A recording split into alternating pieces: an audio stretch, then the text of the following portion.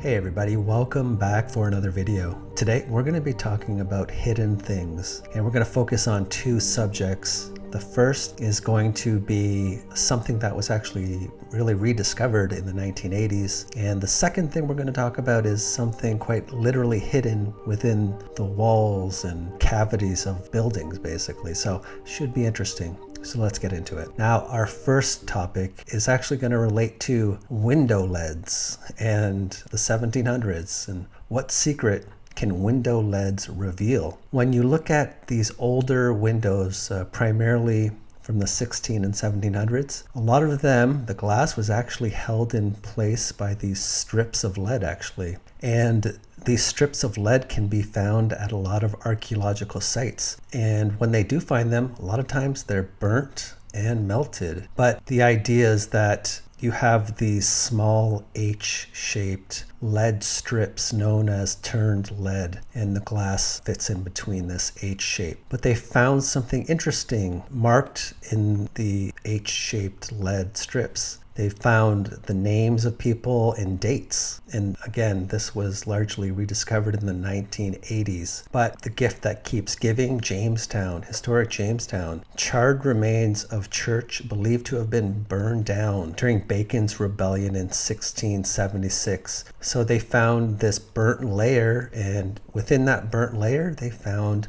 more of these burnt melted window leads. So they don't look like much in this form, and here's one of them that's highlighted. But as mentioned, these window leads, they didn't understand that there were markings within them actually until the early 1980s. So it's sort of a newer area of exploration. But what they do is they take these burnt melted window leads, take them back to the lab, put them in a solution, and eventually they can open it up. And sometimes what they find are the initials of people and dates. And a lot of times it's an I or a J. And these are the markings that were left by the vice. Yeah, they find these marks and the initials and the dates, and they're not quite sure what it all means, but they're showing up in a fraction of them. Here's another one from Jamestown as well.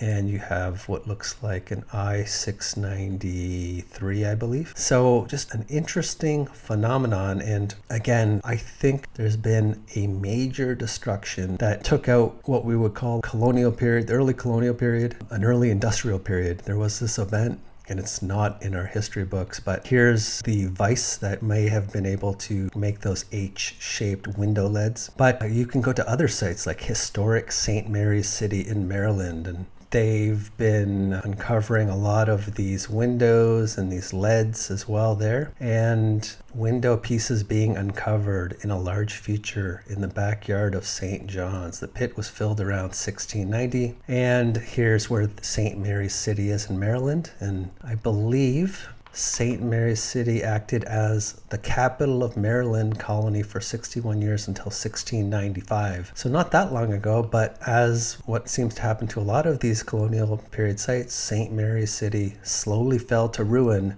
And there's all these archaeological sites within 2 miles of the campus of this college, I believe, St. Mary's College. But a lot of this is, again, significantly buried. And I think it was until the early 1980s, no one knew where the center of St. Mary's City had once stood. There was no map, most historical records were destroyed, and no clues remained above ground. So this former capital, this colonial capital, once again, largely buried, somewhat lost, but they find more of these melted window leads, and again, another date, 1677, looks like a J to me. But this particular one that was found at St. Mary's City, I guess it has not been identified what the initials stand for, but similar leads apparently have been found in London, England. And again, here's another look at that same one we just looked at in black and white, and another one as well. And I believe this one has the name of somebody, Francis Good. So just an interesting phenomenon. And you even find these at Harvard, archaeology of Harvard Yard.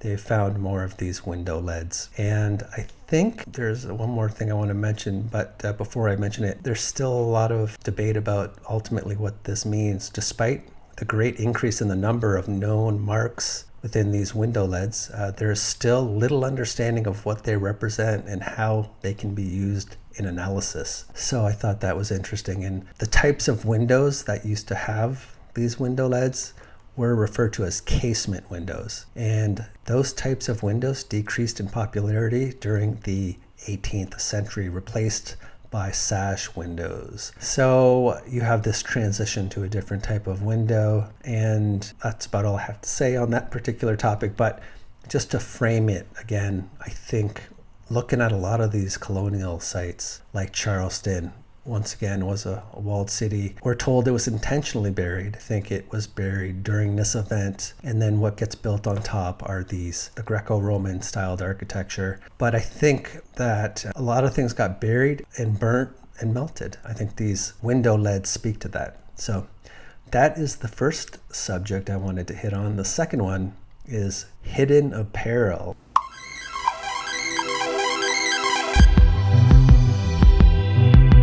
There's this phenomenon of concealed shoes within buildings of all different types. And this article just goes on to mention why are shoes sometimes found buried in old buildings. And most finds that they come across of these shoes just within walls, under floors, in attics, things like this. Most finds date to the 18th and 19th century. But why did superstitious owners and builders believe in this mysterious ritual? So there's a belief that the placement of these shoes, they were intentionally left behind because they warded off evil spirits. That's one of the popular theories. But in many parts of Europe and other parts of the world as well, footwear has been found concealed in the structures of buildings for many centuries. They are often found hidden in parts of the structure, such as underfloors and in ceilings and roofs, chimneys, and other structural cavities. And the reason for this is unclear. So it's just an unusual phenomenon. I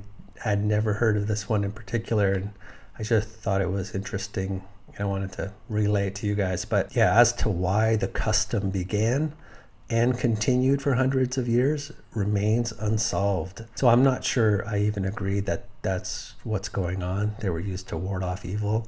There very well could be a different explanation, but this is just a mansion I believe it is in Calgary, Alberta, in Canada. But they're going with the warding off of evil spirits as well. I guess they found footwear in the walls during a more recent period of time. But even in places like Hobart in Tasmania, this was somebody just tearing up their kitchen floor from a 19th century cottage. And underneath the kitchen floor, they found a hoard of more of these shoes.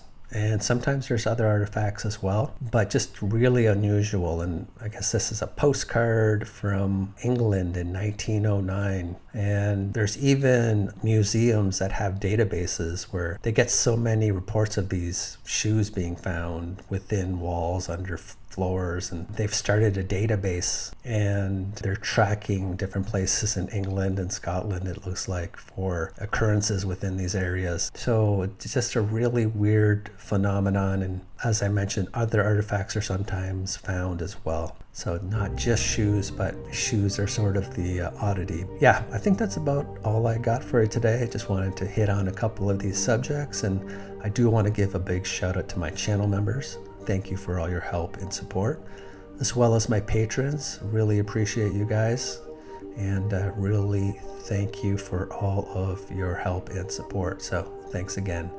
So with that being said, until next time, take care. Bye.